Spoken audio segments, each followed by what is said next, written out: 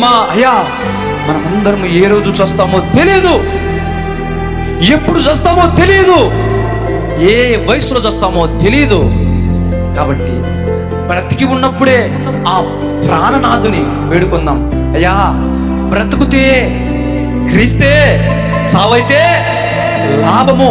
అట్టి రీతిగా మనమందరము ఇట్టి రీతిగా మందిరంలో కూడి ఆయన ఎదుట పశ్చాత్తాపం పొంది, దేవా నీ యొక్క పరలోక పిలుపుకై నేను వేచి ఉన్నానయ్యా, నీ యొక్క పరలోక పిలుపుకై.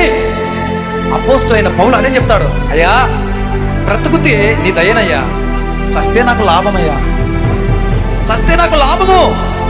క్రైస్తవుడైనడు ఎవడైనను మరణానికి భయపడాల్సిన అవసరం లేదు. మరణానికి ఆయన ఒక వాగ్దానం చేశాడు, ఎవరైనాను క్రీస్తునందు విశ్వాసం ఉన్న ఎడల వాడు మరణంలో నుండి జీవంలోనికి దాటి ఉన్నాడు. ఇంకా మరలా మనం మరణ భయం ఏంటి?